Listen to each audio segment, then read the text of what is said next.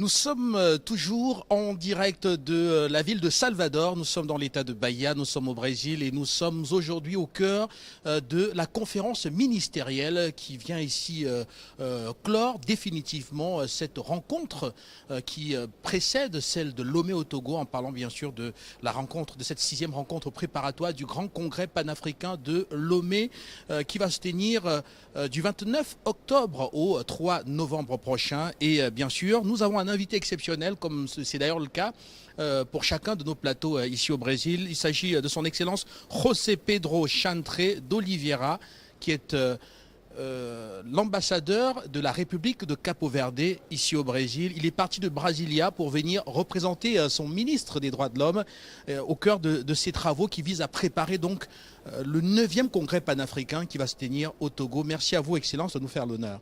Merci moi-même. Je profite pour saluer tous mes frères africains, surtout les frères du Cameroun. Merci à vous, Excellence. Alors tout à l'heure, je vais citer rapidement un extrait de discours. On en a suivi plusieurs. Rappelez que le but de cette rencontre, c'est que les différents ministres des Affaires étrangères puissent remettre leurs recommandations, leurs lettres de créance au ministre des Affaires étrangères du Togo afin qu'il puisse les ramener à Lomé au Togo pour le grand congrès où la synthèse de tout cela sera faite. Alors, dans les discours, on a suivi le ministre des Droits de l'Homme de la République du Brésil, Silvio Almeida, qui a affirmé que déjà en 1994, le dernier sommet qui s'était tenu en Tanzanie était le sommet des blessés, en affirmant que les Africains éparpillés, les Noirs éparpillés aux quatre coins du monde entier, connaissaient de grandes blessures liées notamment à l'histoire, liées à la couleur, liées notamment à l'évolution notamment géopolitique et géostratégique mondiale.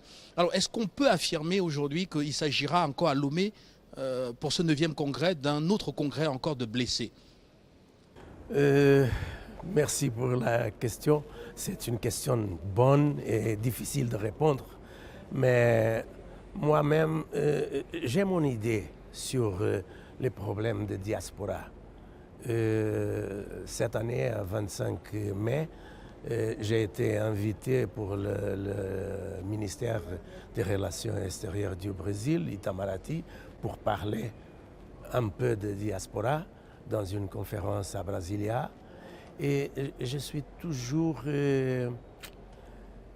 sceptique à propos de ce type de rencontres en parlant de noirs, de blancs, etc.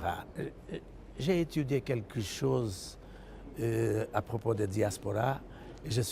Nous tous sommes convaincus que la diaspora est venue dès le début de l'humanité. Le changement de territoire des groupes humains, on a eu toujours le même type de problème qu'on a aujourd'hui. Dans cette conférence, j'ai écouté les discours. On va continuer à faire des discours. Peut-être à Lomé, on va continuer avec le discours. Mais le ministre, j'ai fixé bien le ministre togolais qui a dit il est le temps d'agir. Vous avez écouté ça peut-être. Et c'est ça que je souhaitais voir dans le monde, d'agir. Par exemple, au continent américain, je voudrais voir dans tout le pays une administration publique à dire tous les hommes sont égaux, sans couleur, sans religion, sans division des peuples primitifs, des noirs, des blancs, des pardos, etc., etc. Parce que nous continuons à parler pour le développement, pour l'égalité de l'humanité, mais nous continuons, les administrations publiques de chaque pays du continent américain continuent à avoir la division des peuples, de leur peuple. C'est ça que je voudrais voir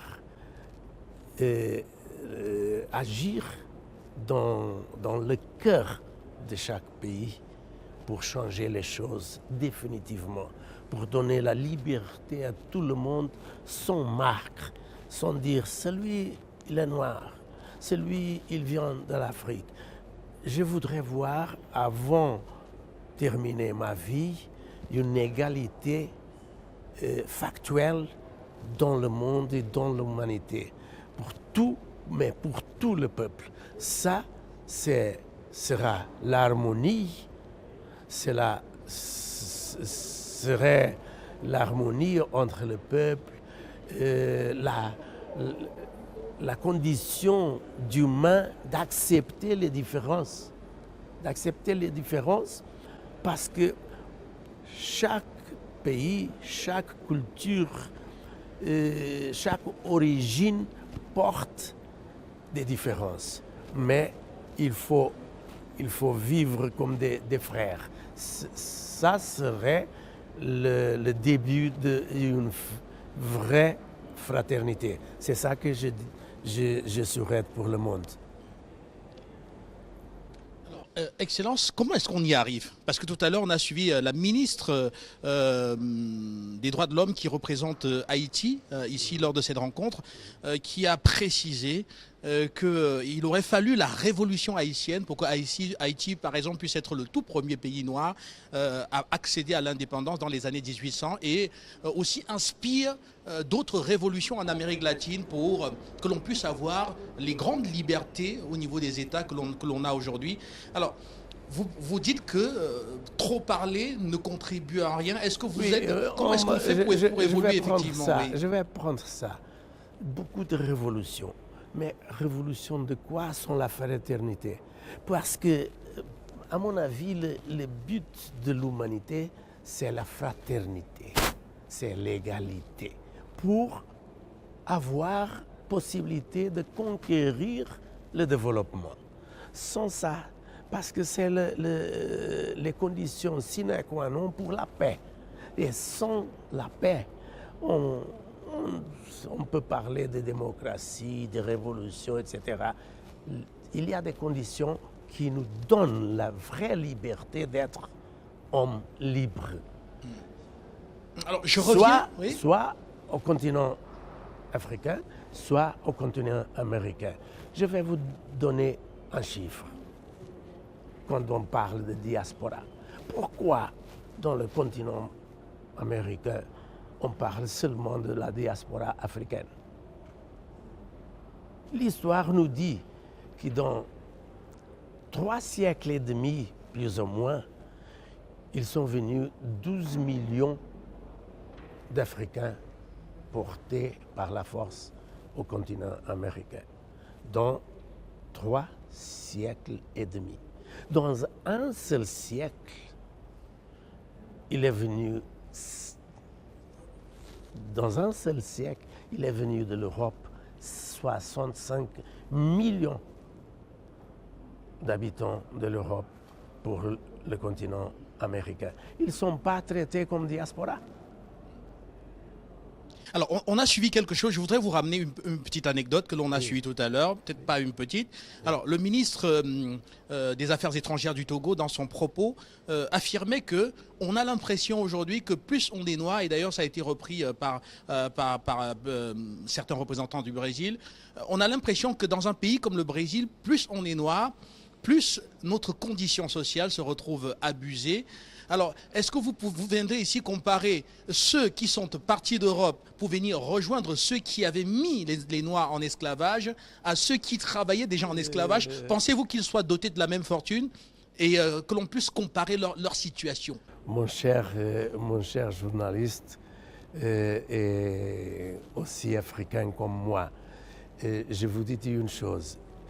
Je ne dois pas parler tout qui va dans ma tête par ma condition de diplomate de Cabo Verde ici au Brésil, mais je peux vous dire que je suis convaincu que le chemin, il existe.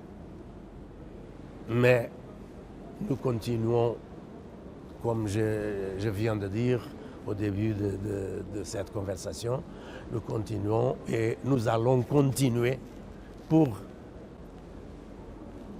des politiques qui, je ne veux pas dire ici, on va continuer à tourner à tourner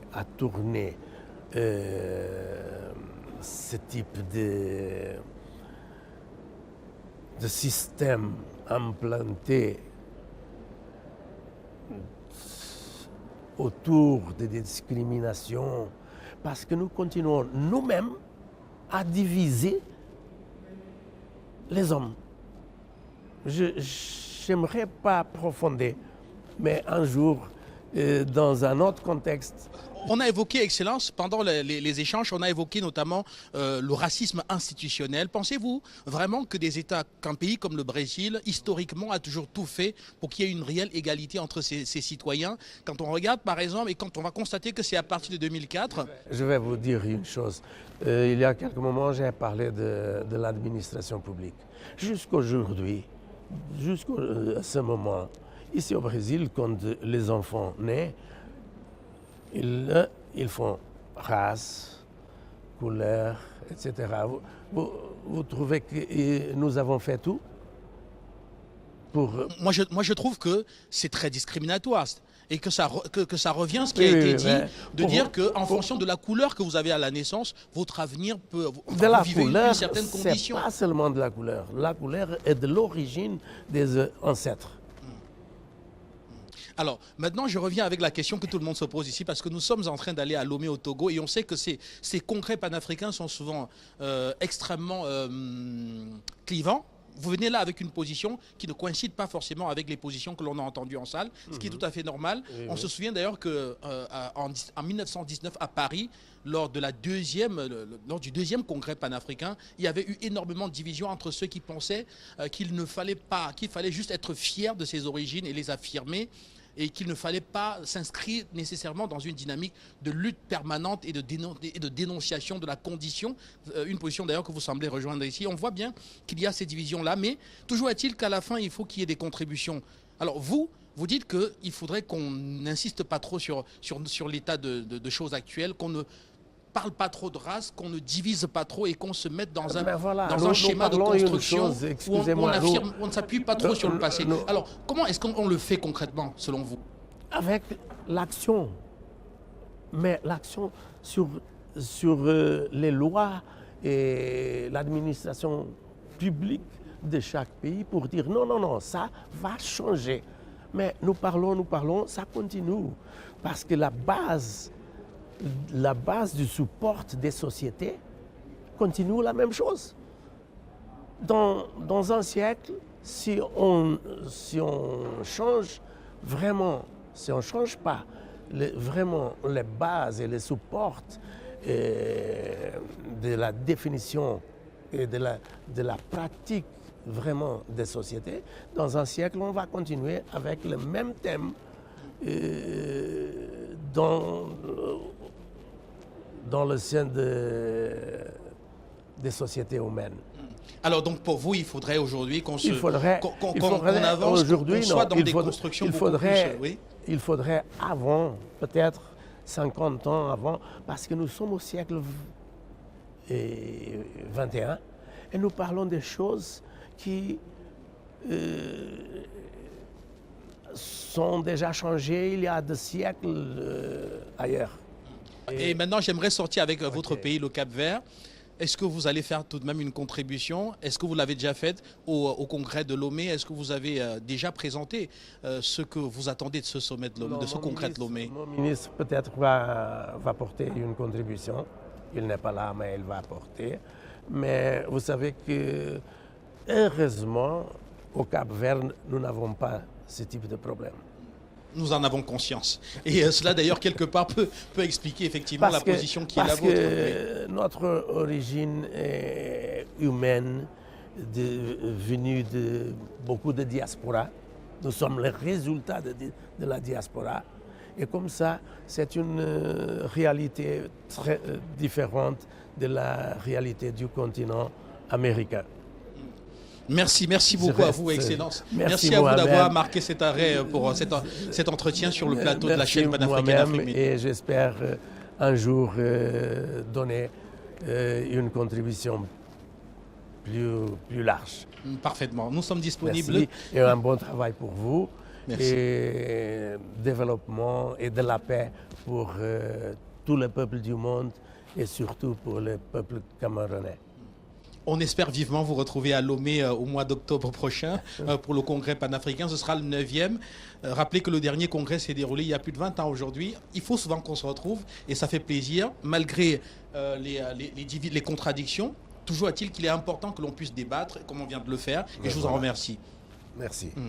Merci aux téléspectateurs de la télévision panafricaine. Nous étions avec son Excellence José Pedro Chantré d'Oliveira, qui est ambassadeur au Brésil de la République de Capo Verde et qui donc a marqué cet arrêt pour échanger avec nous sur l'événement qui se passe dans la salle de conférence juste à l'opposé, qui est bien sûr cette conférence ministérielle visant ici à remettre les recommandations au ministre togolais des Affaires étrangères en vue de la préparation du 9e congrès panafricain de Lomé qui se déroule donc du 29 au 3 novembre prochain. À très vite.